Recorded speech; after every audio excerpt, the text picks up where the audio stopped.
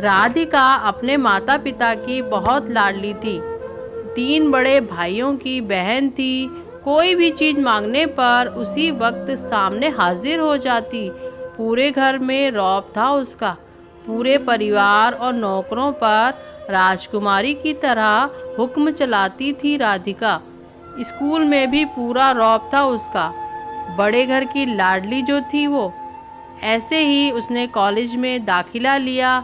उसके ठाट बाट, बड़ी गाड़ी में आना जाना, हर दिन नया फैशन देखकर हर कोई उससे दोस्ती करना चाहता था। थोड़े ही दिनों में उसके बहुत से दोस्त बन गए। पूरे कॉलेज में उसकी अपनी एक पहचान थी। इन दिनों उसके घर एक रिश्ता आया। खानदानी लोग थे और पापा की पुरानी जान पहचान थी उनके साथ। राधिका के साथ कोई ज़बरदस्ती नहीं थी, पर राधिका ने फिर भी हाँ कर दी, क्योंकि वो अपने परिवार से बहुत प्यार करती थी। वो जानती थी कि वो लोग उसका अच्छा ही सोचेंगे। लड़के का नाम कमल था। कमल काफ़ी पढ़ा लिखा और समझदार लड़का था। ससुराल वाले भी बहुत अच्छे थे। ससुराल में राधिका की जगह वैसी ही थी जैसे कि मायके में। कोई भी काम राधिका की सलाह के बिना नहीं होता था। लाडली बहू बन गई थी वो। फिर उसके घर एक बेटे का जन्म हुआ। जान से प्यारा पोता पाकर ससुराल वाले भी फूले नहीं समाते थे। राधिका कभी कभी सोचती थी कि उसकी किस्मत कितनी अच्छी है। उसका हर अपना उसे कितना प्यार करता है।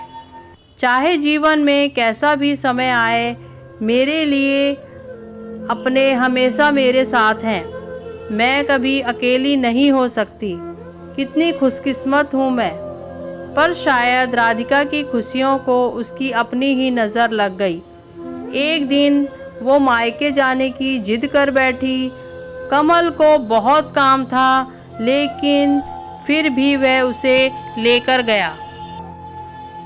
रास्ते में उनकी गाड़ी दूसरी गाड़ी से टकरा गई।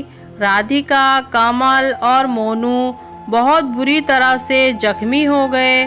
काफ़ी दिनों के इलाज के बाद कमल और मोनू तो ठीक हो गए, लेकिन राधिका पूरी तरह से ठीक न हो सकी। सर पर चोट लगने के कारण वो अपनी आँखों की रोशनी खो बैठी। अब राधिका की किस्मत जैसे उल्टे पांव चलने लगी। मायके वाले कुछ दिनों तक उसे मिलने आते रहे, फिर कभी कभार फ़ोन पे ही पूछ लेते थे कि अब कैसी हो।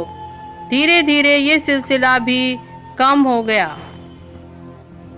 ससुराल वालों की सहानुभूति भी कम होने लगी।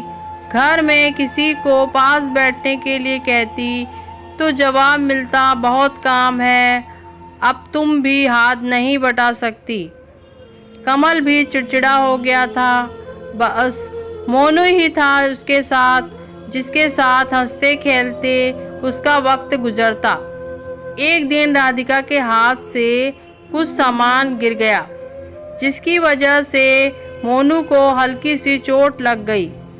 राधिका के सास ससुर ने मोनू को उससे अलग कर दिया, कहीं उसके ना देखने की वजह से बच्चे को कोई नुकसान ना हो जाए।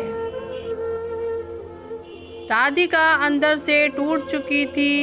एक दिन उसने सबके सामने मायके जाने की इच्छा रखी, तो कमल उसे तुरंत मायके छोड़ आया, जैसे कि वह यही चाहता था। लेकिन मोनू को उसके साथ नहीं भेजा गया। राधिका कभी मोनू से दूर नहीं रही, पर अपनी कमी के कारण उसने ज़्यादा बहस नहीं की। राधिका को लगा कि वह 3-4 दिन में आ जाएगी, थोड़ा हवा पानी बदल जाएगा, क्योंकि वह कितने दिनों से कहीं भी बाहर नहीं गई थी। घर वाले भी इतने दिनों बाद उसे देखकर कितने खुश होंगे। राधिका के घर पहुंचने पर सब लोग बहुत खुश हुए। खाने में सब कुछ राधिका की पसंद का ही बना था। उसने अपने मम्मी पापा और भाई भाभीयों से दिल खोल कर बातें की। उनके छोटे छोटे बच्चे भी बुआ के साथ घुल मिल गए थे। रात को सोने के वक्त जब वो कपड़े बदलने लगी तो उसे पता चला कि उसका बैग तो बहुत भरा हुआ था। वो समझ गई और उदास हो गई। कुछ दिनों तक सब ठीक रहा, फिर जैसे सब बदलने लगा। सबका व्यवहार बदल रहा था। वे लोग थक चुके थे उससे। सब लोग घुमा फिराकर पूछने लगे कि कमल कब आ रहा है उसे ले जाने के लिए। वो बहाना बना देती, जबकि वो जानती थी कि उसके घर में अब उसके लिए कोई जगह नहीं। राधिका से चलते वक्त कुछ न कुछ नुकसान हो जाता। थोड़ी बहुत टोका टाकी उसे सुनाई देती तो वो टाल देती। एक दिन उसके हाथ से लगकर एक कीमती फूलदान टूट गया। छोटी भाभी ने बहुत हंगामा मचाया।